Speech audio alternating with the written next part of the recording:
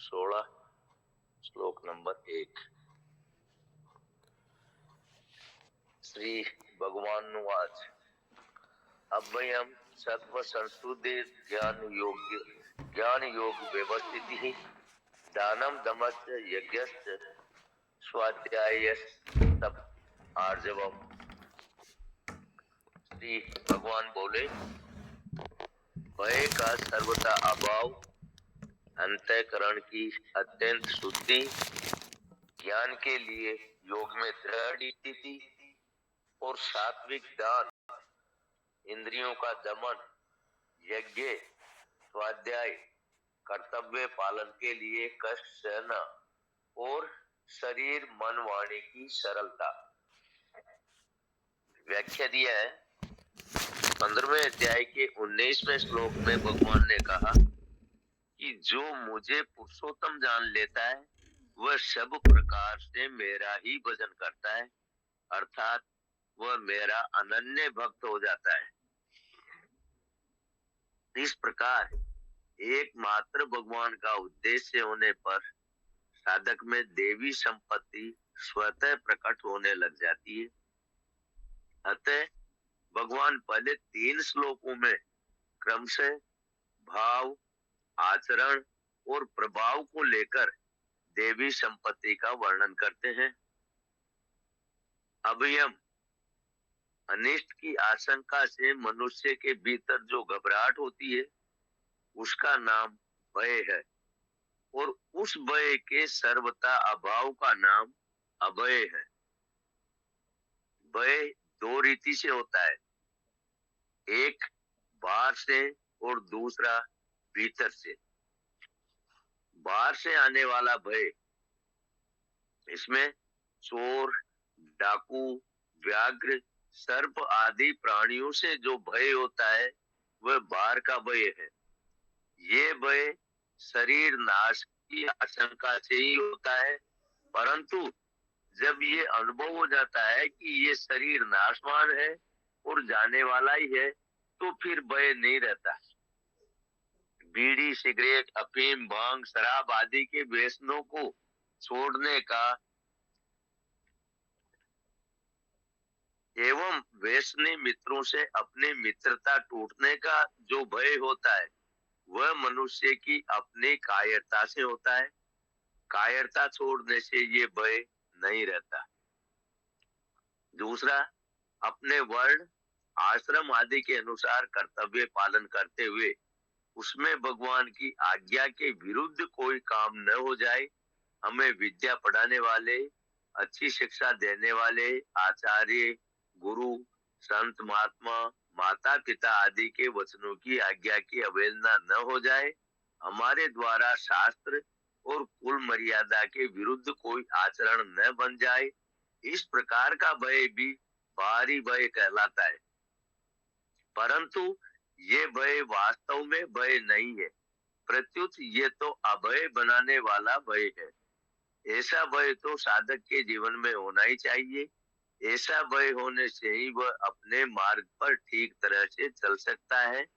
कहा भी है, हरि डर गुरु डर जगत डर, डर करनी में सार, रज्जब डरिया सो उबरिया, गाफिल खाई मार।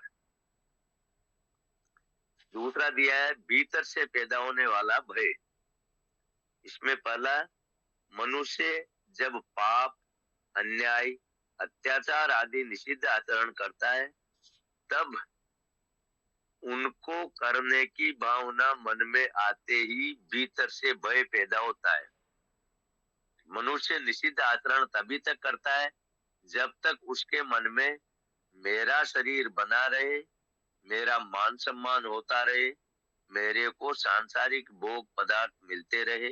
इस प्रकार सांसारिक जड़ वस्तुओं की प्राप्ति का और उनकी रक्षा का उद्देश्य रहता है।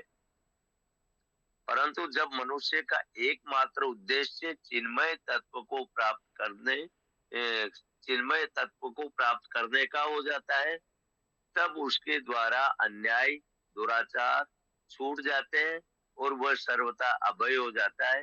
कारण कि उसके लक्ष्य परमात्मा तत्व में कभी कमी नहीं आती, और वह कभी नष्ट नहीं होता।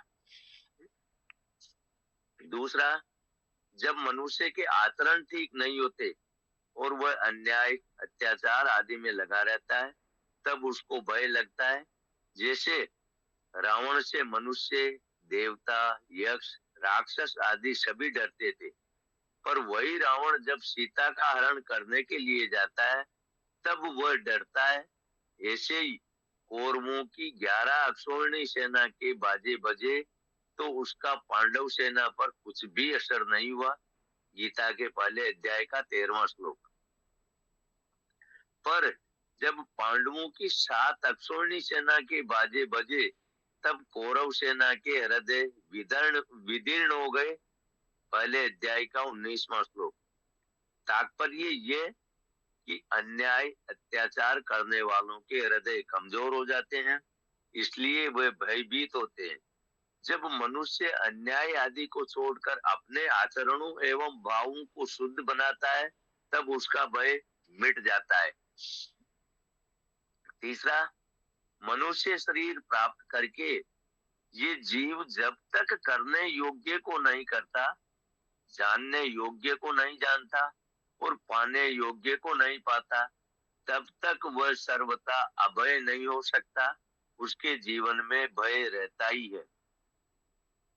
भगवान की तरफ चलने वाला साधक भगवान पर जितना जितना अधिक विश्वास करता है और उनके आश्रित होता है, उतना वह अभय होता चला जाता है।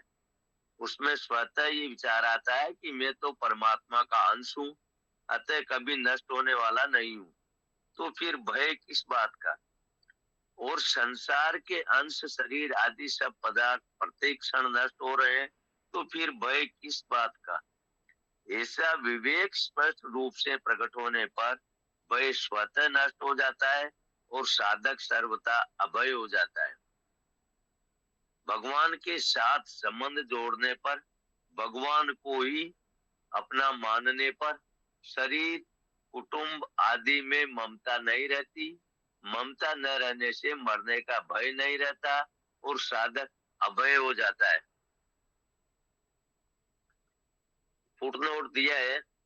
पहला, यह देवी संपत्ति में सबसे पहले अभयम पद देने का तात्पर्य ये है कि जो भगवान के शरण होकर सर्व भाव से भगवान का भजन करता है, वह सर्वत्र अभय हो जाता है।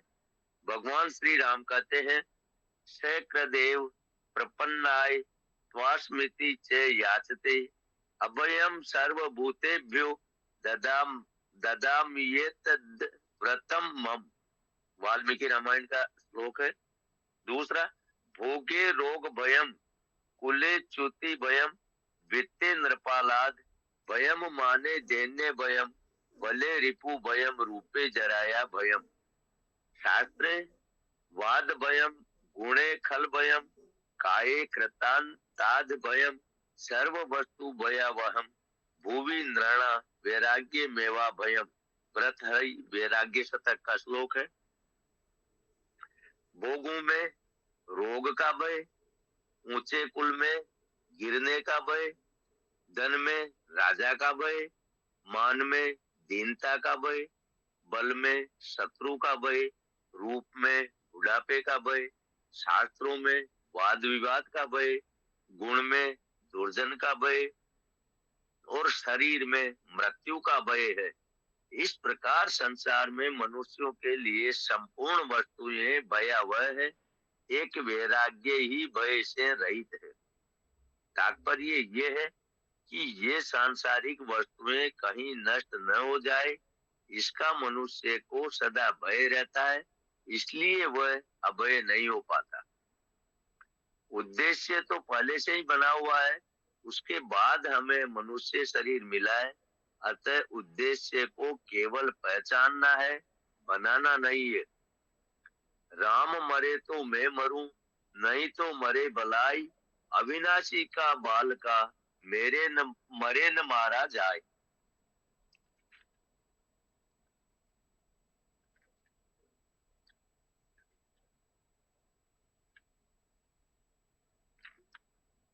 सत्व संशुद्धि अंतःकरण की सम्यक शुद्धि को सत्व संशुद्धि कहते हैं। सम्यक शुद्धि क्या है? संसार से राग रहित होकर भगवान में अनुराग हो जाना ही अंतःकरण की सम्यक शुद्धि है। जब अपना विचार, भाव, उद्देश्य, लक्ष्य केवल एक परमात्मा की प्राप्ति का हो जाता है, तब अंतःकरण शुद्ध हो जाता है।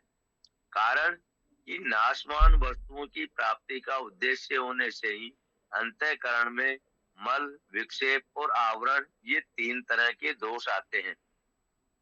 शास्त्रों में मल दोष को दूर करने के लिए निष्काम भाव से कर्म मतलब सेवा, विक्षेप दोष को दूर करने के लिए उपासना और आवरण दोष को दूर करने के लिए ज्ञान बताया है। ये होने पर भी अंतःकरण की शुद्धि के लिए सबसे बढ़िया उपाय है अंतःकरण को अपना न मानना। साधक को पुराने पाप को दूर करने के लिए या किसी परिस्थिति के वशीभूत होकर किए गए नए पाप को दूर करने के लिए अन्य प्रायश्चित करने की उतनी आवश्यकता नहीं है। उसको तो चाहिए कि वह जो साधन कर रहा है उसी में उत्साह और तत्परता पूर्वक लगा रहे, फिर उसके ज्ञात अज्ञात सब पाप दूर हो जाएंगे और अंतःकरण स्वतः शुद्ध हो जाएगा। साधक में ऐसी एक भावना बन जाती है कि वह साधन भजन करना अलग काम है और व्यापार धंधा आदि करना अलग काम है, अर्थात ये दोनों अलग अलग विभाग है। इसलिए व्यापार आदि व्यवहार में झूठ कपट आदि तो करने ही पड़ते हैं। ऐसी जो छूट ली जाती है उससे अंतःकरण बहुत ही अशुद्ध होता है। साधन के साथ साथ जो असाधन होता रहता है उससे साधन में जल्दी उन्नति नहीं होती। इसलिए साधक को सदा सावधान रहना चाहिए, अर्थात नया पाप कभी न बने, ऐसी सावधानी सदा सर्वदा बनी रहनी चाहिए। साधक भूल से किए हुए दुष्कर्मों के अनुसार अपने को दोषी मान लेता है और अपना बुरा करने वाले व्यक्ति को भी दोषी मान लेता है, जिससे उसका अंतःकरण अशुद्ध हो जाता है। उस अशुद्धि को मिटाने के लिए साधक को चाहिए कि वह भूल से किए हुए दुष्कर्म को पुनः कभी नहीं करने का दृढ़ व्रत ले ले तथा अपना बुरा करने वाले व्यक्ति के अपराध को क्षमा मांगे बिना ही क्षमा कर दे और भगवान से प्रार्थना करे कि हे नाथ, मेरा जो कुछ बुरा हुआ है वह तो मेरे दुष्कर्मों का ही फल है। वह बेचारा तो मुफ्त में ही ऐसा कर बैठा है, उसका इसमें कोई दोष नहीं है, आप उसे क्षमा कर दे। ऐसा करने से अंतःकरण शुद्ध हो जाता है। ज्ञान योग व्यवस्थित ही, ज्ञान के लिए योग में स्थित होना, अर्थात परमात्मा तत्व का जो ज्ञान मतलब बोध है वह चाहे सगुण का हो या निर्गुण का, उस ज्ञान के लिए योग में स्थित होना आवश्यक है। योग का अर्थ है सांसारिक पदार्थों की प्राप्ति अप्राप्ति में, मान अपमान में, निंदा स्तुति में, रोग निरोगता में सम रहना, अर्थात अंतःकरण में हर्ष शोक आदि न होकर निर्विकार रहना।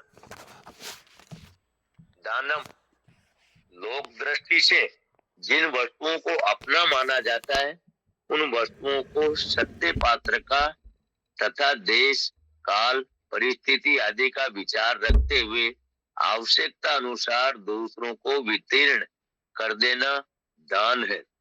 दान कई तरह के होते हैं, जैसे भूमि दान, गोदान, स्वर्ण दान, अन्नदान, वस्त्र दान आदि।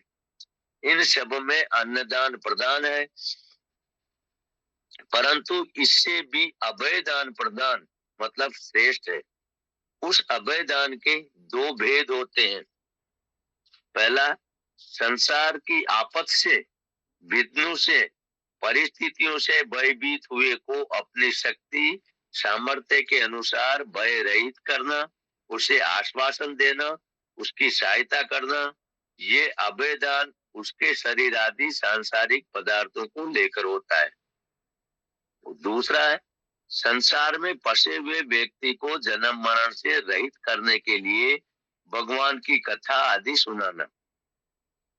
गीता, रामायण, भागवत आदि ग्रंथों को एवं उनके भावों को सरल भाषा में छपवाकर सस्ते दामों में लोगों को देना, अथवा कोई समझना चाहे तो उसको समझाना, जिससे उसका कल्याण हो जाए। ऐसे दान से भगवान बहुत राजी होते हैं। गीता के 18वें अध्याय का 68वां 69वां श्लोक। क्योंकि भगवान ही सब में परिपूर्ण है, अतः जितने अधिक जीवों का कल्याण होता है उतने ही अधिक भगवान प्रसन्न होते हैं। ये सर्वश्रेष्ठ अभयदान है। इसमें भी भगवत संबंधी बातें दूसरों को सुनाते समय साधक वक्ता को ये सावधानी रखनी चाहिए कि वह दूसरों की अपेक्षा अपने में विशेषता न माने, प्रत्युत इसमें भगवान की कृपा माने कि भगवान ही श्रोताओं के रूप में आकर मेरा समय सार्थक कर रहे हैं। ऊपर जितने दान बताए हैं उनके साथ अपना संबंध न जोड़कर साधक ऐसा माने कि अपने पास वस्तु, सामर्थ्य, योग्यता आदि जो कुछ भी है वह सब भगवान ने दूसरों की सेवा करने के लिए मुझे निमित्त बनाकर दी है। अतः भगवत प्रीत्यर्थ आवश्यकता अनुसार जिस किसी को जो कुछ दिया जाए वह सब उसी का समझकर उसे देना दान है। दम है, इंद्रियों को पूरी तरह वश में करने का नाम दम है। तात्पर्य यह है कि इंद्रियों, अंतःकरण और शरीर से कोई भी प्रवृत्ति शास्त्र निषिद्ध नहीं होनी चाहिए। शास्त्र विहित प्रवृत्ति भी अपने स्वार्थ और अभिमान का त्याग करके केवल दूसरों के हित के लिए ही होनी चाहिए। इस प्रकार की प्रवृत्ति से इंद्रिय लोलुपता, आसक्ति और पराधीनता नहीं रहती एवं शरीर और इंद्रियों के बर्ताव शुद्ध निर्मल होते हैं। साधक का उद्देश्य इंद्रियों के दमन का होने से कर्तव्य में तो उसकी प्रवृत्ति होती ही नहीं और कर्तव्य में स्वाभाविक प्रवृत्ति होती है, तो उसमें स्वार्थ, अभिमान, आसक्ति, कामना आदि दोष नहीं रहते। यदि कभी किसी कार्य में स्वार्थ भाव आ भी जाता है तो वह उसका दमन करता चला जाता है, जिससे अशुद्धि मिटती जाती है और शुद्धि होती चली जाती है और आगे चलकर उसका दम अर्थात इंद्रिय संयम सिद्ध हो जाता है।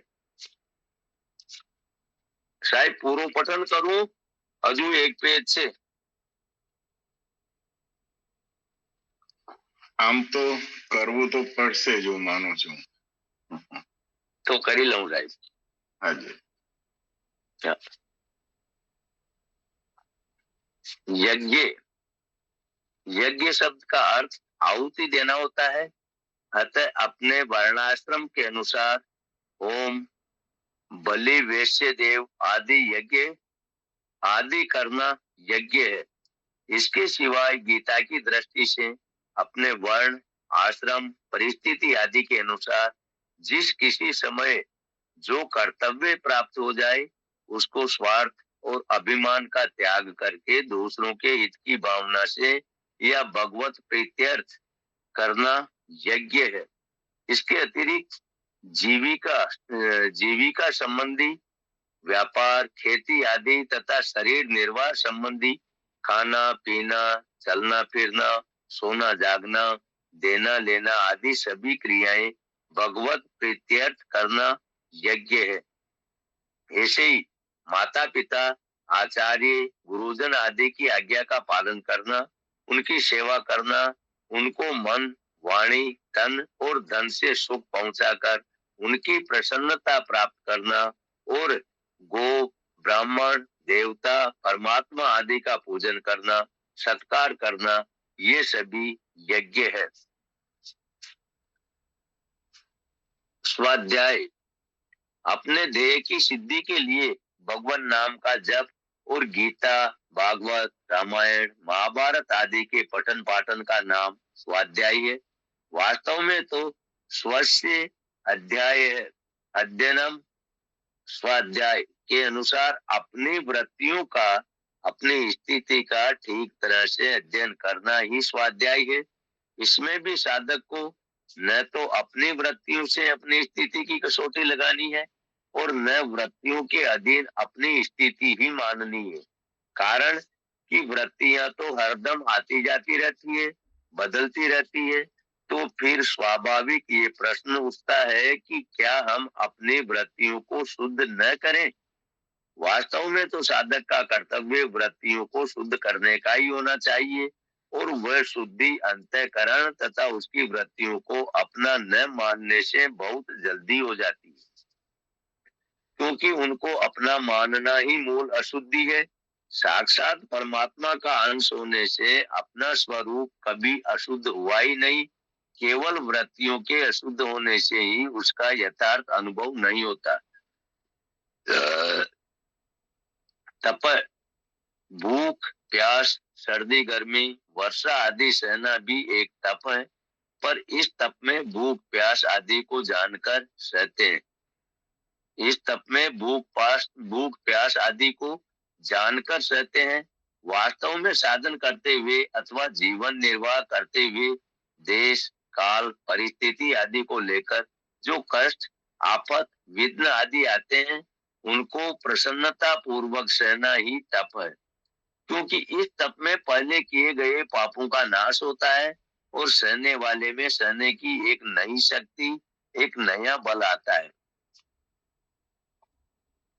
साधक को सावधान रहना चाहिए कि वह उस तपोबल का प्रयोग दूसरों को वरदान देने में, शाप देने या अनिष्ट करने में तथा अपनी इच्छा पूर्ति करने में न लगाए। प्रत्युत उस बल को अपने साधन में जो बाधाएं आती है उनको प्रसन्नता से सहने की शक्ति बढ़ाने में ही लगाए। साधक जब साधन करता है तब वह साधन में कई तरह से विघ्न मानता है। वह समझता है कि मुझे एकांत मिले तो मैं साधन कर सकता हूँ, वायुमंडल अच्छा हो तो साधन कर सकता हूँ इत्यादि। इन सब अनुकूलताओं की चाहना न करना अर्थात उनके अधीन न होना भी तप है। साधक को अपना साधन परिस्थितियों के अधीन नहीं मानना चाहिए, प्रत्युत परिस्थिति के अनुसार अपना साधन बना लेना चाहिए। साधक को अपनी चेष्टा तो एकांत में साधन करने की करनी चाहिए, पर एकांत न मिले तो मिली हुई परिस्थिति को भगवान की भेजी हुई समझकर विशेष उत्साह से प्रसन्नता पूर्वक साधन में प्रवृत्त होना चाहिए। आर्जवम, सरलता, सीधेपन को आर्जव कहते हैं। ये सरलता साधक का विशेष गुण है। यदि साधक ये चाहता है कि दूसरे लोग मुझे अच्छा समझे, मेरा व्यवहार ठीक नहीं होगा तो लोग मुझे बढ़िया नहीं मानेंगे, इसलिए मुझे सरलता से रहना चाहिए, तो ये एक प्रकार का कपट ही है। इससे साधक में बनावटीपन आता है, जबकि साधक में सीधा सरल भाव होना चाहिए।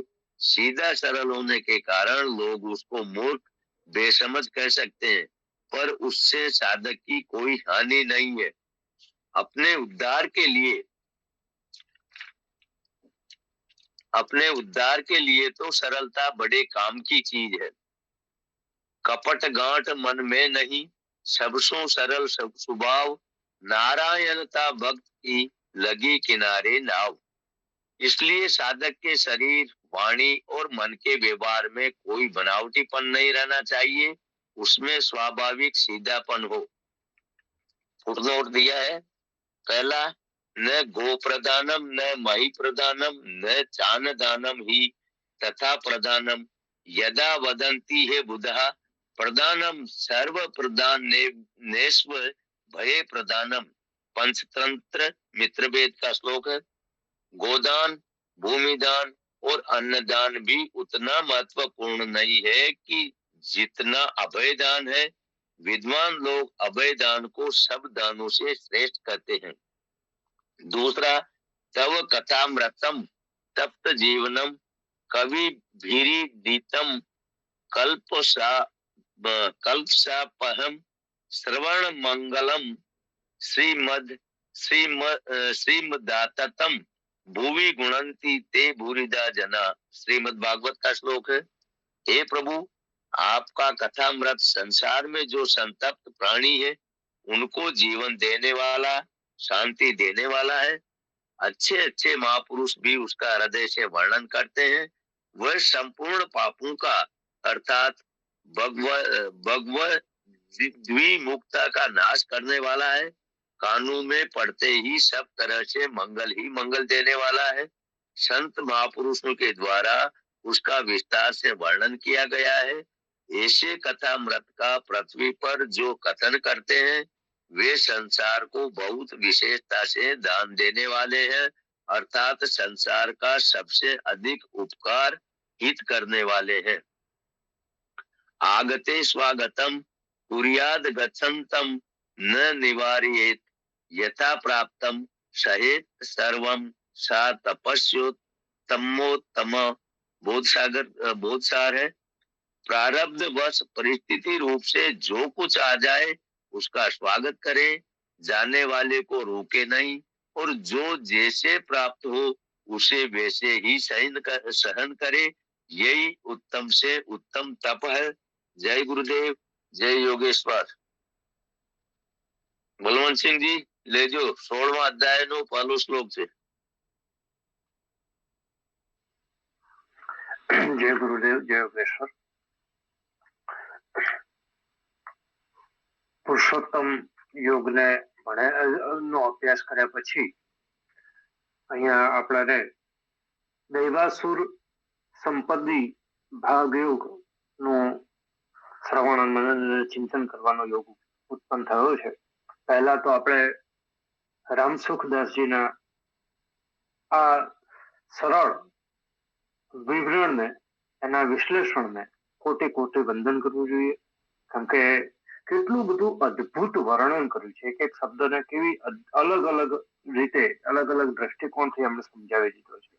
મનોહર સિંહજીના સરસ મજાના પઠન દ્વારા પણ આપણાને ઘણી બધી વસ્તુ પ્રાપ્ત થાય છે, જેના કારણે એકદમ શુદ્ધ ઉચ્ચાર દ્વારા આપણે બહુ સરસ રીતે એ વાતને સમજી શકીએ છીએ। એક એક શબ્દોની છણાવટ સરસ રીતે થાય છે। એમને પણ વંદન। આમ તો બધા જ ગ્રુપના મિત્રોને પણ વંદન। બહુ અદ્ભુત શ્લોક છે। અરે અભયમ સત્વમ સંશુદ્ધિમ જ્ઞાનર યોગ વ્યવસ્થિતઃ દાનમ દમશ્ચ યજ્ઞશ્ચ સ્વાધ્યાય તપ આર્યવમ। કેટલા બધા શબ્દો અને માણસના જીવનને અસર કરતી દરેકે દરેક બાબતો, માણસના જીવનને તો ખરી, પણ માણસ કરતા પણ માણસના જીવનથી જે લોકો ઊંચા ઉઠવા માંગે છે અથવા ઊંચા ઉઠી રહ્યા છે અને જે લોકો પ્રભુત્વ ભાવની અંદર, જે પરમ તત્વના ભાવની અંદર ભળી રહ્યા છે, એવા વ્યક્તિઓની અંદર કેવા કેવા પ્રકારના ગુણો હોવા જોઈએ એનું બહુ સરસ મજાનું વિશ્લેષણ અહીંયા આપણાને બહુ જ ઓછા શબ્દોની અંદર વેદવ્યાસે કરી આપ્યું છે। એની પાસે કેવા પ્રકારની સંપત્તિ હોવી જોઈએ, આ એની સંપત્તિ છે। જે સંપત્તિને આપણે રૂપિયાની કે સ્થાવર જંગમ મિલકતના સાથે તોલી ન શકીએ। આપણાને સામાન્ય દ્રષ્ટિએ એવું લાગે કે આ સ્થાવર જંગમ મિલકત જે છે એ મિલકત જ સાચી છે અને જે બાકીનું બધું છે એ એની પાસે કશું નથી।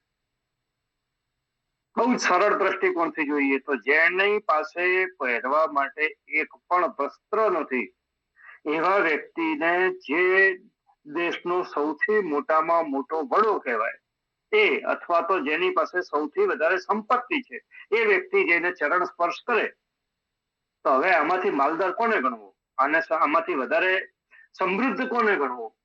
આ એક શંકા ચોક્કસપણે આપણા મનની અંદર ઊભી થાય અને ત્યારે ખ્યાલ આવે કે બહુ જ વારંવાર આપણે ચર્ચાઓ કરીએ છીએ કે જે સંપત્તિ છે એ તુલનાત્મક છે કે આની પાસે આના કરતા વધારે છે, આની પાસે આના કરતા વધારે છે, આની પાસે આના કરતા વધારે છે, આની જોડે ઓછું છે, આ ગરીબ છે।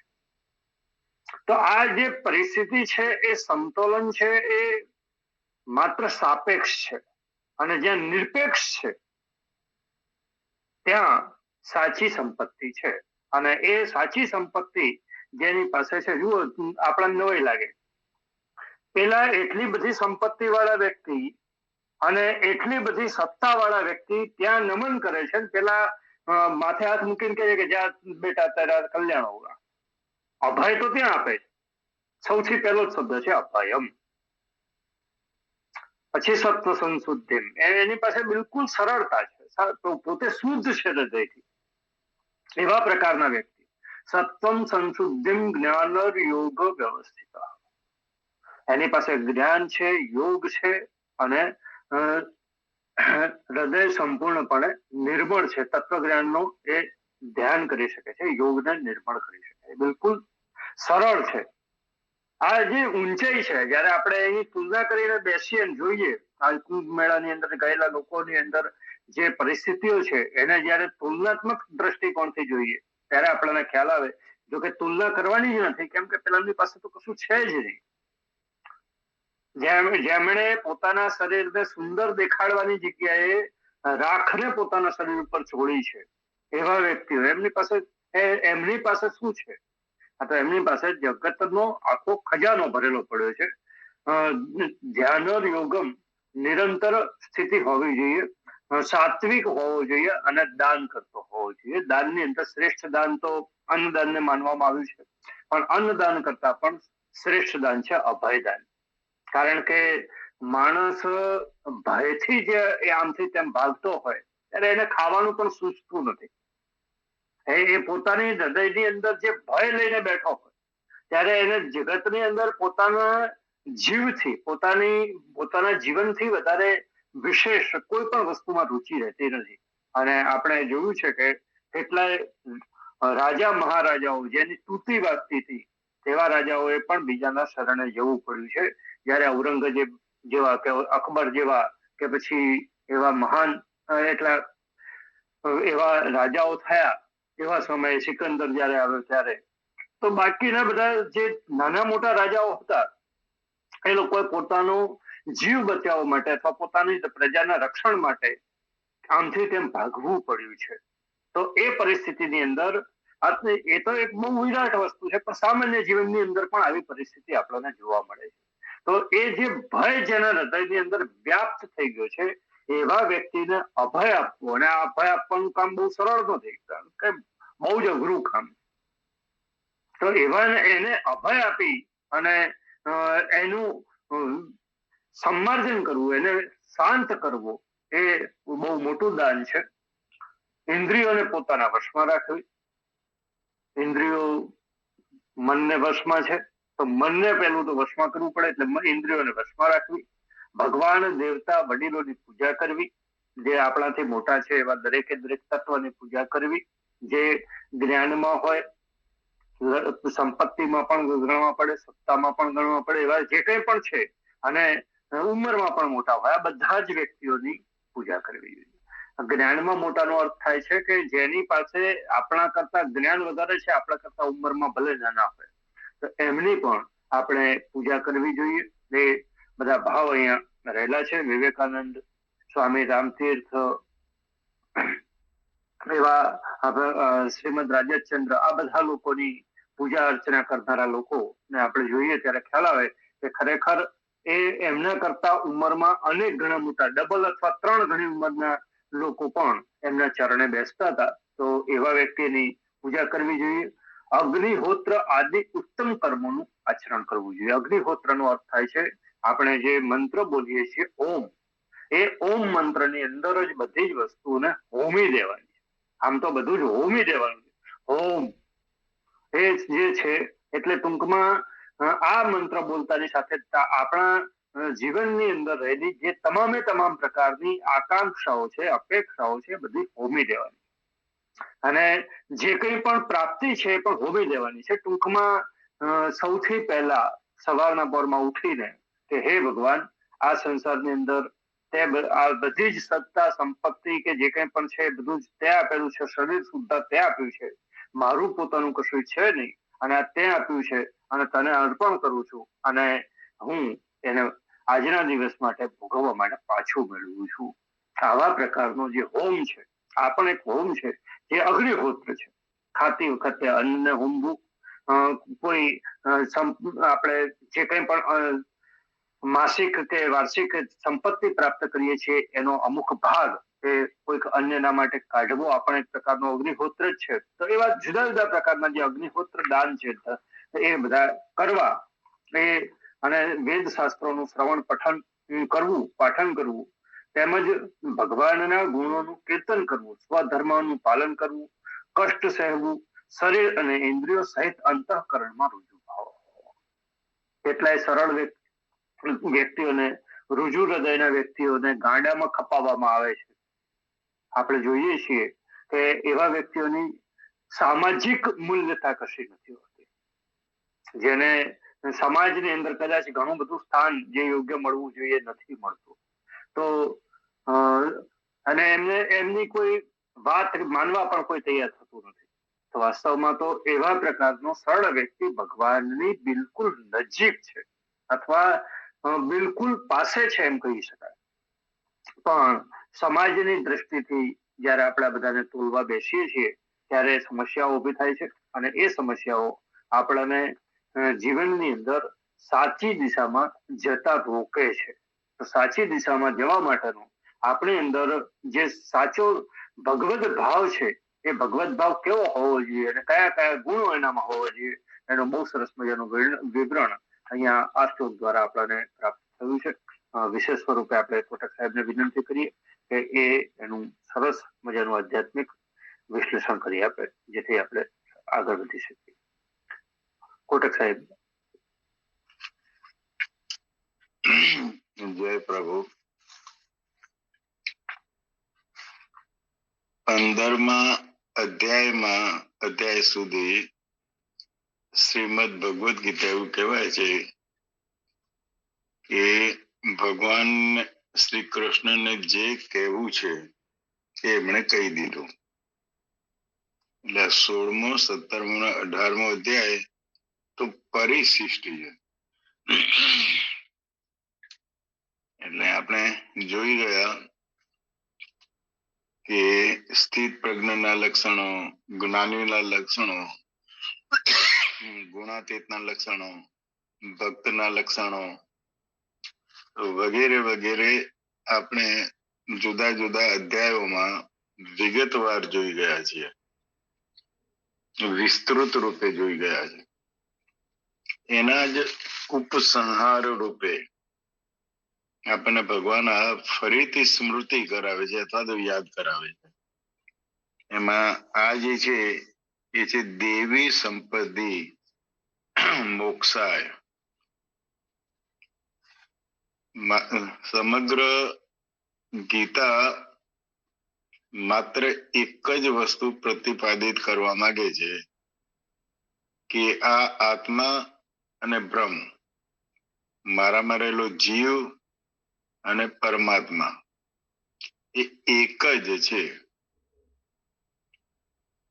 આનો મને જો સ્પષ્ટ અનુભવ થઈ જાય તો એ જ મોક્ષ છે, અને આનો મને જો અનુભવ ન થાય તો હું અવિદ્યામાં, અજ્ઞાનમાં, માયાના પ્રભાવમાં, પ્રકૃતિમાં, પ્રકૃતિના ગુણોના પ્રભાવ હેઠળ વગેરે વગેરે રીતે સંસારમાં ભવાટવીમાં ગતિ કરી રહ્યો છું. એટલે પાછું જે સમજવાનું છે તે દરેક ધર્મમાં, સંપ્રદાયમાં, ઇવન આપણા હિન્દુ ધર્મમાં પણ વિવિધ રીતે આ બે જે ભાવ છે, દેવી ભાવ અને આસુરી ભાવ, સદગુણો અને દુર્ગુણો, આમ જોઈએ તો આજ કુરુક્ષેત્ર છે. શ્રીમદ ભગવદ ગીતા જે કુરુક્ષેત્રના મેદાનમાં લડાઈ, તે આપણા અંતઃકરણની આ બે સ્થિતિ જ છે, કાં દેવી છે કાં આસુરી છે. વેદના અંદર એના માટે શબ્દ વાપર્યા છે ઇન્દ્ર અને વૃત્ર. પુરાણમાં આપણે દેવ અને દાનવોનો વચ્ચેનો સંગ્રામ, આ કુંભનો મેળો પણ જ્યાં અમૃતના ટીપા પડ્યા એ પ્રમાણે આ કુંભનો મેળો આપણે જોઈએ છે એનો પ્રભાવ. તો પુરાણોમાં દેવ અને દાનવની વાત, રામાયણમાં રામ અને રાવણની વાત, ઇવન ખ્રિસ્તમાં પણ શેતાનની વાત આવે છે, ઈસુ અને શેતાન. પૈગંબર જે છે એમાં પણ ઇલિયસ અને પૈગંબર મુસ્લિમમાં. પણ ટૂંકમાં આસુરી અને દેવી સંપદા તો દરેક ધર્મે વિચારેલી છે. તો એ સંપદા છે ક્યાં આગળ? એ સંપદા આ જે 16મો અધ્યાય છે દેવીની આસુરી સંપત્તિ છે. 17મો અધ્યાય જે શ્રદ્ધાત્ર વિભાગો, 3 પ્રકારની શ્રદ્ધા, તમો પ્રધાન, રજો પ્રધાન, સતો પ્રધાન. એટલે મારું અંતઃકરણ કામ જે બધું કરવાનું છે એ મન બુદ્ધિ ચિત્ત અહંકાર ઉપર જ કરવાનું છે. કર્મેન્દ્રિયો અને જ્ઞાનેન્દ્રિયો એ તમો રજો સતો નથી, એ તો સાધન છે. ચપ્પુ હોય ડોક્ટર વાપરે છે તો એ દેવી છે. એનો એ જો ખૂની છે, બીજાનું ખૂન કરવાના આશયથી એ જ ચપ્પુનો ઉપયોગ કરે છે તો આસુરી વૃત્તિ છે. મારા અંતઃકરણમાં દેવી વૃત્તિ છે કે આસુરી વૃત્તિ છે? એટલે પાછું સમજવાનું એ છે કે એક જ વસ્તુ જે સમજવાની છે તે અહમ બ્રહ્માસ્મિ. જો હું બ્રહ્મ છું અર્થાત પરમાત્માનો જ સ્વરૂપ છું. અહીંયા હજુ સમજવા માટે પરમાત્મા સ્વયં જીવ તરીકે મારા દ્વારા પ્રગટ થઈ રહ્યા છે, અભિવ્યક્ત થઈ રહ્યા છે, જીવી રહ્યા છે. હું પરમાત્માનો અંશ છું. એમાં પણ હજુ મને એમ લાગે છે કે પરમાત્મા જુદા છે ને એનો હું અંશ છું. અંશી જુદા છે ને અંશીનો હું અંશ છું. પણ અંશી અને અંશ બે જુદા છે જ નહીં. પરમાત્મા સ્વયં જીવ તરીકે મારામાં, મારા દ્વારા અથવા પોતે જ જીવ તરીકે અભિવ્યક્ત થઈ રહ્યા છે. પરંતુ પેલી અવિદ્યાના કારણે આ અવિદ્યાનો આંચડો મેં ઓઢ્યો છે. એટલે હું જ પછી જીવાત્મા થયો છું. આ ઇન્દ્રિયો, મન, બુદ્ધિ, ચિત્ત, અહંકાર સાથે, સંસાર સાથે, જગત સાથે જે શાશ્વત નથી, ક્ષણભંગુર છે, પરિવર્તનશીલ છે, મધ્યમાં દેખાય છે, ગઈકાલે નતા આવતીકાલે નહીં રહે, એને જ સત્ય માની લીધા છે. એ વિપર્યયના અંદર જ મારી બુદ્ધિ છે, જેના કારણે હું પોતાના સ્વરૂપમાંથી ખસી, જ્ઞાની તો કહે છે, ઋષિ તો કહે છે તત્વમસી, તત્વમ અસી મારો અનુભવ નથી બનતો અવિદ્યાના કારણે. તો અવિદ્યા દૂર કરવા માટે અહીંયા કહે છે કે આ દેવી સંપત્તિ આપણને કીધી છે. આ દરેક ગુણ 26 ગુણો છે અને એના પછી 6 અવગુણ, દુર્ગુણ, નકારાત્મક પાસું, 26 ને 6 32. માણસમાં આ 32 ગુણો છે. પણ નરસિંહ કહે છે ભ્રમ લટકા કરે બ્રહ્મ પાસે. જો હું અસમૂઢ છું કે હું સમૂઢ છું, મૂઢ છું કે મૂઢ નથી, સજગ છું કે સજગ નથી. આસુરી વૃત્તિ 6 જ આપી છે. ચોથો શ્લોક આવશે એ આસુરી વૃત્તિનો છે. પહેલા 3 શ્લોક છે એમાં 26 સદગુણો, દેવી સંપ્રદાયની વાત કરવામાં આવે છે. એટલે ફરીથી જે ફોકસ કરવાનું છે, પુનઃ સમજવાનું છે. તો જો હું આ 26 સદગુણોમાં દેવી સંપદામાં ઉભો છું તો જ મારું અંતઃકરણ શુદ્ધ હશે. અર્થાત હું અસમૂઢ હોઈશ, યોગ આરૂઢ હોઈશ, યોગી હોઈશ, જ્ઞાની હોઈશ, સંન્યાસી હોઈશ, ભક્ત હોઈશ, નિષ્કામ કર્મયોગી હોઈશ. આ બધાના લક્ષણો આ આસુરી સંપત્તિને છોડી અને દેવી સંપદામાં સ્થિત થવા માટે છે. પણ આપણે ઘણીવાર પેલો પ્રશ્ન કરીએ છીએ કે પણ કામ, ક્રોધ, લોભ તો આવી જાય ને, તો પછી જે આ 6 ગુણો બતાવવામાં આવે છે અવગુણો, આસુરી સંપત્તિ. તો જો હું આ 6 માં ઉભો છું એનો અર્થ સ્પષ્ટ થઈ ગયો કે ગીતા મારા માટે છે જ નહીં. હું મૂઢ છું, ક્ષિપ્ત ચિત્ત વાળો છું, વિક્ષિપ્ત ચિત્ત વાળો છું. અરે પાપ છોડો, ભલે પુણ્ય કરનારો પણ છું, પણ પુણ્ય પણ એક દ્રષ્ટિકોણથી પાપ છે, કારણ કે એને પણ સુખ ભોગવવા માટે, અનુકૂળતા ભોગવવા માટે ભવાટવીમાં તો આવવું જ પડે. એટલે પુણ્ય પણ એક દ્રષ્ટિથી નકારાત્મક પાસું છે. મારે નથી પાપ કરવું, નથી પુણ્ય કરવું, ગુણાતીત થવું છે, સ્થિત પ્રજ્ઞ થવું છે. ભક્તના જે લક્ષણો તે છે. એટલે અહીંયા આગળ આપણે પાછું પુનરાવર્તન કરી અને આપણને આ જ સમજાવવામાં આવે છે. એટલે ગીતાના જે પ્રથમ 6 અધ્યાય છે તે કર્મ સંબંધી છે, કઈ રીતે કર્મ કરવું. પછીના જે અધ્યાય છે એ ભક્તિ છે, ભાવ છે, અને પછીના જે છે એ જ્ઞાન છે. એટલે ત્રિગુણાત્મક સૃષ્ટિ તો છે. જગત તો શબ્દ સ્પર્શ રૂપ રસગંધ છે. એ જ પ્રકૃતિનો ભાગ મારી જ્ઞાનેન્દ્રિય, મારી કર્મેન્દ્રિય અને મન બુદ્ધિ ચિત્ત અહંકાર છે. મારે ક્યાં ઉભા રહેવું છે?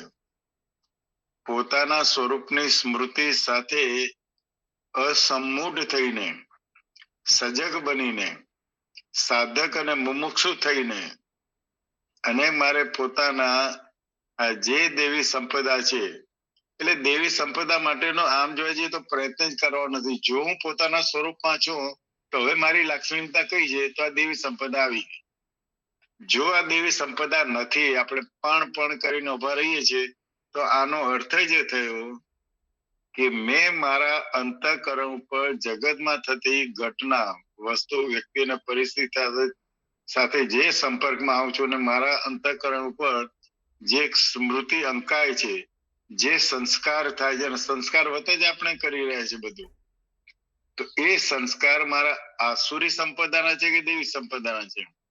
એટલે અહીંયા ભગવાન કહે છે, ભાઈ તને મોક્ષ જોઈએ છે તો તારે સજગ થવું પડશે, યોગ આરૂઢ થવું પડશે, યોગ આરૂઢ થવું પડશે, અને તારે એક જ કામ કરવું છે, આસુરી સંપદાને ઓળખી એને કાઢવાનો પ્રયત્ન કર. જો એ નીકળશે તો હવે જે અંતઃકરણ શુદ્ધ છે એ તો તારું સ્વરૂપ છે. એટલે શરૂઆત આ જે 26 સદલક્ષણો આપ્યું છે, તો પ્રથમ 9 લક્ષણો ભાવ સંબંધિત છે. આ બધી હમણાં વાત કરી, અભયમ સત્વ સંશુદ્ધિ, જ્ઞાન યોગ વ્યવસ્થિતિ, દાનમ દમશ્ચ યજ્ઞશ્ચ, આ બધા સ્વાધ્યાય, તપ, આર્જો માર્જો એટલે સરળતા, આ બધા આપણા ભાવ સાથે છે. તો જો મારા ભાવ નહીં સુધારું, અંતઃકરણ નહીં સુધારું, તો દેવી સંપદામાં સ્થિર તો નહીં થવું. અને આપણે જ્યાં સુધી પેલો કરતા ભાવ છે, ભોગતા ભાવ છે, હું અને મારું છે, તો પછીના જે 11 લક્ષણો છે જે બીજા ત્રીજા શ્લોકમાં આવશે એ ક્રિયા સંબંધી છે. એમાં બધું આવે છે, અહિંસા, સત્યમ, ક્રોધો, ત્યાગ, શાંતિ, અપૈશુનમ વગેરે વગેરે. તો ક્રિયા કઈ રીતે કરવી, જીવવું કઈ રીતે, એના અંદર આ બધી વસ્તુ આવીને ઉભી રહેશે. અને છેલ્લા જે 6 લક્ષણો છે ત્રીજા શ્લોકમાં જે આવશે તે જ્ઞાન મૂલક છે અથવા પરિણામદર્શી છે, જે આપણને એનું ફળ આપશે. જો મારો ભાવ સુધારીશ, જો મારી ક્રિયા સુધારીશ, તો પછી જે એનું ફળ આવે છે એ છે જ્ઞાન. અને એમાં આવે છે પ્રભાવ, ક્ષમા, ધૈર્ય, શુદ્ધિ, શત્રુભાવની ગેરહાજરી અને નમ્રતા. તો અભયમ સત્વ સંશુદ્ધિથી માંડી અને છેલ્લો શબ્દ છે નમ્રતા. આ જે શ્લોક જે છે શરૂ થયું અભયમ સત્વ સંશુદ્ધિ, અને ત્રીજો અધ્યાયનો છેલ્લો જે છે તેજ, ક્ષમા, ધૃતિ, શૌચમ, અદ્રોહ, ના અતિમાનિતા. તો આ જે ના અતિમાનિતા છે એ નમ્રતા છે. એટલે પોતાના વિશે અત્યંત પૂજ્યપણાની ભાવનાનો જ અભાવ, એટલે નમ્ર, અહંભાવ જ નહીં. અભયથી શરૂ થયું, નમ્રતામાં પરિણામ. આ વચ્ચે બધા આવી ગયા, ખાલી 2 શબ્દો યાદ રાખીશું. અભયમ, જો હું પોતાના સ્વરૂપમાં છું તો પ્રશ્ન રહી જ ક્યાં જાય? ડર અને ભયની વાત આપણે વિગતવાર સાંભળી. અને છેલ્લો અમાનિત્વ એ નમ્રતા માટેનું. તો આના અંદર બધા સદગુણો એ સમાઈ જાય છે. એટલે મૂળ વસ્તુ જે સમજવાની છે તે આત્મજ્ઞાન એને જ થશે કે જે સંસાર બંધન કરનારી પ્રકૃતિ છે, કામ, ક્રોધ, લોભ, મોહ, મદ, મત્સર, આમાં સરસ સમજાયું, મળ, વિક્ષેપ અને આવરણ, એ કોની સાથે અંતઃકરણની અશુદ્ધિઓ છે. તો મળ દૂર કરવા માટે કર્મયોગ, વિક્ષેપ દૂર કરવા માટે ઉપાસના યોગ, અને આવરણ દૂર કરવા માટે અજ્ઞાનનું આવરણ, અવિદ્યાનું આવરણ. મેં જ પોતે જેને કહે ને કે સંસાર ને ઓઢી લીધો છે, સંસાર સાથેનું તાદાત્મ્ય કર્યું છે. તો એના માટે આ જ્ઞાન યોગ. તો આ રીતે જે મૂળ વસ્તુ સમજવાનું છે તે તાત્પર્ય એટલું છે કે દેવી પ્રકૃતિ ગ્રહણ કરવા યોગ્ય છે, આસુરી કે રાક્ષસી પ્રકૃતિ ત્યાગ કરવા યોગ છે. અને આ દરેક આપણને પુનઃ આ બધું આપણે ડિસ્કશન થઈ ગયા છે, પણ પુનઃ આપણને જે સમજાવવા માંગે છે તે આટલું જ સમજાવવા માંગે છે કે આસુરી સંપત્તિ જે આપણામાં છે એને ફેરવી અને દેવી સંપદામાં કરી શકાય છે. સજગ બની જઈએ તો દેવી સંપત્તિ જ આત્મજ્ઞાન માટેનું અંતરંગ સાધન છે. જો દેવી સંપદામાં હું નહીં હોઉં અને આસુરી સંપદામાં માનવ છે, ભૂલ તો થાય, આપણે ક્યાં જ્ઞાની છીએ, પણ એમાંથી બહાર આવી અને જે આ કુરુક્ષેત્રનું મેદાન છે એની સાથે સુસજ્જ થવું પડશે, આસુરી સંપદાનો પ્રતિકાર કરવો પડશે, અને સાત્વિક વૃત્તિઓ, કારણ કે આ જે કુરુક્ષેત્ર છે તો સાત્વિક વૃત્તિ સામે તામસિક વૃત્તિ છે, સદગુણ સામે દુર્ગુણ છે, હિંસા સામે અહિંસા છે, ઈષ્ટની સામે અનિષ્ટ છે. તો આ જે વિરોધાભાસી તત્વો છે એમાં મારે પોતાને જો ભવટવીમાંથી મુક્ત થવું હોય, મોક્ષની પ્રાપ્તિ કરવી હોય, તો એના માટે આ દેવી સંપદા મારા જીવનમાં એટલે કર્મમાં, ઉપાસનામાં અને જ્ઞાનમાં પણ દ્રઢ કરવા જોઈએ. બાકી દરેક વિશે બહુ જ વિગતવાર વાત કરી છે. જય પ્રભુ, જય ગુરુદેવ.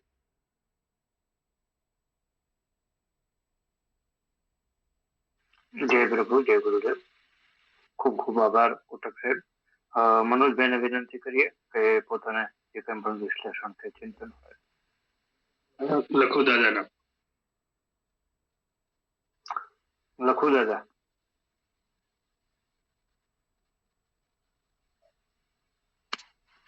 જય વિશ્વર, જય ગુરુદેવ. આ 16મો અધ્યાય છે, બધા અધ્યાયોનો સાર રૂપે કીધો છે.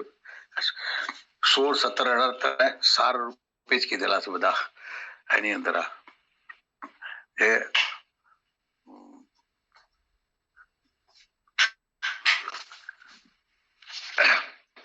પહેલો શ્લોક છે જ્યાં એમાં 11 ગુણો કીધા છે. કુલ 26 છે, બીજામાં 9 છે અને ત્રીજામાં 6 છે, એમ કુલ 26 ગુણો. એટલે કોટક સાહેબે સારું વિશ્લેષણ કર્યું આખું. એમણે કીધું કે જે આ ભાવવાહી છે, એટલે ભાવથી એટલે ભક્તિથી આપણે આ પદાર્થવાદમાં નથી આવતું કશું, એમ ભાવથી થઈ શકે આખું, એમ કે આ કઈ રીતે કરવું, શું કરવું એમ. અને બીજાની અંદર જે આવે છે આખું એ કર્મથી થાય એટલે ક્રિયાથી થઈ શકે, અને ત્રીજું જ્ઞાનથી થઈ શકે. એવા એ 3 શ્લોકોની જે આ ગુણો જીવનની અંદર લાવવાની વાત કરી છે આખી. એમાં અભયમ સૌથી શ્રેષ્ઠ છે જે આખો. એટલે આ બધા 26 ગુણોમાં સૌથી પહેલો અભય આવવો જોઈએ આખો. એટલે અભય ક્યારે આવે આખો? તો આપણને આપણાથી કોઈ વસ્તુ છૂટી થઈ જાય આખી, એ મારા પોઝિશન માંથી છૂટી જાય છે આખી, અને મારા પોઝિશનમાં કાયમ માટે રહે, એનો કાયમ માટે ભય રહે માણસને આખો. અને એના અલગ અલગ ભય બધા સમજાય આખા. જે ભયના મૂળ 5 પ્રકાર હોય, 5 પ્રકારમાંથી અલગ અલગ પ્રકારો ઘણા બધા થઈ ગયા આખા, કે ઘણા બધા પ્રકારે ભય રહે છે માણસને આખો. તો અસ્તિત્વનો ભય છે, જેમ આખો પોઝિશનનો ભય છે આખો, આવતીકાલનો ભય છે આખો, મૃત્યુ પછી શું થશે એનો ભય છે આખો, અથવા તો હું શું કરી રહ્યો છું આખું એનું પરિણામ તો પુણ્ય કે પાપ થશે આના ભય. આ બધા જે ભય છે આખો એ અભય ક્યારે થઈ શકે આખો? એમ અર્જુન પણ અહીંયા ભયભીત હતો આખો. કે આટલા બધાને મારવા છે આખા, અને માર્યા પછી મારું નામ બદનામ થશે આખું, કે કુટુંબને મારી નાખ્યું, અને આ બદનામી આવશે આખી. પરંતુ કેન્દ્રીયકરણ કર્યું આખું, તો એની અંદર ધર્મ માટે જે કરવાનું છે આખું, કે મનુષ્ય તરીકેનો ધર્મ છે જે આખો, હું નેક્સ્ટ ટુ ગોડ છું, ભગવાન પછી માણસ છે આખો. તો માણસ જે ભગવાન ન કરી શકે એવા કામ કરવા માટે ભગવાને માણસ સર્જ્યો છે આખો, એટલે ભગવાનને મદદરૂપ થાય આખો. એટલા માટે ભગવાન એને મદદરૂપ થાય છે આખા. એટલે જ 15મા અધ્યાયમાં કીધું કે સર્વસ્ય ચાહમ હૃદય સન્નિષ્ઠો, એના હૃદયમાં વસેલો છું. એટલે દયા કરુણા ત્યાંથી જ ઊભી થાય, ભય પણ ત્યાંથી જ હૃદયમાંથી ઉભો થાય આખો, ભયભીત થઈ જઈએ. અને કોઈ કહે હું બેઠો ચિંતા કરશો ને આટલું જ કે તો આપણો અભય થઈ જઈએ ત્યાં આગળ. એમ અહીંયા ભગવાન જોડે જ રહે છે એના આગળ. એટલે ત્યાં આગળ જેમ હૃદય સમક્ષ રહેવું એમ ભગવાન પણ અર્જુનની અંદર યુદ્ધની અંદર સાથે રહ્યા હતા આખા. દ્રૌપદી છેદન મત્સ્ય છેદન વખતે પણ ભગવાન સાથે રહ્યા હતા આખા. દ્રૌપદીના ચીરહરણ થયા ત્યારે પણ ભગવાન સાથે રહ્યા હતા આખા એમ આખા. એટલે જ્યાં જ્યાં ઇન્દ્રપ્રસ્થ બનાવ્યું ત્યારે પણ ભગવાન સાથે રહ્યા છે. સુભદ્રાનું હરણ કરવાનું થયું ત્યારે પણ ભગવાન સાથે રહ્યા હતા આખા. એટલે જે પરાક્રમો થયા આખા, ભયભીત પરાક્રમો, ત્યાં આગળ ભગવાન સાથે રહ્યા છે. એમ આપણા જીવનની અંદર પણ જ્યારે જ્યારે ભય ઉભા થતા હોય છે ત્યારે ભગવાન સાથે હોય છે, પરંતુ આપણા અજ્ઞાનના કારણે આપણે ગરકાવ થઈ જઈએ અને ડરી જઈએ છીએ કે આ તો આમ કરશું તો આમ થશે, એટલે ખોટું કરવા માટે પ્રેરાઈએ ઘણી વાર આખા. પણ આવા જે મહાપુરુષો થઈ ગયા છે આખા, જેમ નરસિંહ, મીરા, તુકારામ, એકનાથ, આ બધાને ગાડા કીધા છે બધા. એમ સંતોને બધાને ગાડા કીધા છે આખા, કે આટલું બધું છોડી શા માટે આવું કરતા હશે આખા. એટલે એને ખબર નથી પડતી. જેમ તુકારામને પણ એક દાખલો છે આખો, કે એને ગાંડો કીધો છે કે આટલો બધો જ્ઞાની હોવા છતાં, પેલી એક સ્ત્રીનો દાખલો છે, લાંબી વાર્તા થાકી, પણ ટૂંકમાં કહી દો કે એને કીધું કે મારા પેટમાં ગર્ભ છે, તો હવે આનું નામ કોનું આપું, અને હું કુંવારી છું કે છે. એટલે મરવા માટે કુવા કાંઠે આવી હોય છે આખી, અને કણસતી હોય છે. ત્યાં તુકારામ આવીને કહે છે કે આટલા જ માટે કે આટલું સુંદર શરીર આપ્યું ભગવાને, આટલી ઉંમર છે તારી, બુદ્ધિશાળી છે તું, સારા ઘરની છે, અને આટલા જ માટે તો મારું નામ આપજે કે તુકારામનો છે આ બાળક, એમ કહી દેજે. તો આખું ગામ એના પર થૂક્યું તુકારામ ઉપર આખું. બદનામી લઈને પણ એને અભય કરી નાખી એમ આખી. તો આ મહાપુરુષો છે બીજાને અભય કરવા માટે જ એમના અવતાર છે આખા, કે બીજાના ડર કેમ કાઢવા આખા. તો એના માટે આ છે. એમ આપણે પણ જ્યારે જ્યારે સંતોની વાણી સાંભળીએ છીએ, શાસ્ત્રોનું વાંચન કરીએ છીએ, અથવા નિરંતર ધ્યાનમાં બેસીએ છીએ, ત્યારે આપણને આવા ભય જે છે એ દૂર થાય એના માટે આ બધું કરીએ છીએ. બાકી એવું કઈ કરવાની જરૂર હતી નથી. એટલે આપણા જીવનની અંદર જે ભય ઉભા થયા છે ખોટા, એ ભયને દૂર કરવા માટે જ આપણે આ બધું, કે આટલું બધું છે ને વંચાઈ રહે, આટલું બધું છે ને યાદ રહે આપણને આખો. તો આ બધું યાદ રાખવા માટે નહીં, પણ આપણા જીવનમાં જ વણાઈ જાય આખું, એના માટે જ આખા આ અલગ અલગ રીતે કીધા છે. એમ દાનને પણ અલગ અલગ રીતે ઘણી રીતે સમજાવ્યું આખું. દમા કીધું તો ઇન્દ્રિયોને દમન કરવાની છે આખી. દમન કરવું એટલે કંટ્રોલમાં કરવી આખી ઇન્દ્રિયોને, કારણ કે ઇન્દ્રિયનો વિષય જોઈએ એટલે તરત એમાં મન જતું રહે આખું. એટલે એની અંદરથી કંટ્રોલ કરવાનું છે આખું. તો જેમ અમુક પ્રકારના પંથના લોકો કે બધું ભેગું કરી જાય ખાય, એટલે એના સ્વાદની કાંઈ એમને ખબર જ ન પડે આખી, કે જીભને પણ એવો સ્વાદ નહીં આપવાનો, અમુક પ્રકારનું જોવું જ નહીં આખું. તો એનાથી દૂર રહે આખા, એ દ્રષ્ટિથી જ એનાથી. અમુક પ્રકારના જ કપડાં પહેરવા, એટલે એની અંદરથી આગ્રહ ન બને આખો, પોઝેશન પ્રવૃત્તિ ના આવે આખી. એમ આવું અલગ અલગ વ્રત લઈને ચાલવા વાળા લોકો આખા, અને એ રીતે એના પોતાનું જીવન બદલી અને બીજાના જીવન પર અસરો કરતા રહેલા છે આખા, કે આટલાથી જો ચાલી જતો હોય તેમ તો મહાન કહેવાતા હોય આખા, તો મારી જોડે ઘણું બધું છે, તો હું કેમ મહાન ના થઈ શકું આખું. આવી નૈતિક હિંમત માણસની અંદર ઊભી થાય આખી. તો આવું કામ જે મહાપુરુષોએ કર્યા છે આપણા જોડે આખા, એવું ભગવાન અહીંયા આપણને અર્જુનને જે અશક્ત બની ગયેલા સશક્ત બનાવી દીધા આ મંત્રો દ્વારા આખું.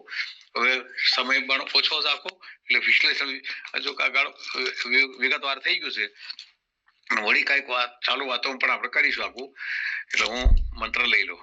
ઓમ પૂર્ણમદ પૂર્ણમિદમ પૂર્ણાત પૂર્ણમુદચ્યતે પૂર્ણસ્ય પૂર્ણમાદાય પૂર્ણમેવાવશિષ્યતે. ઓમ શાંતિ શાંતિ શાંતિ. જય યોગેશ્વર, જય ગુરુદેવ.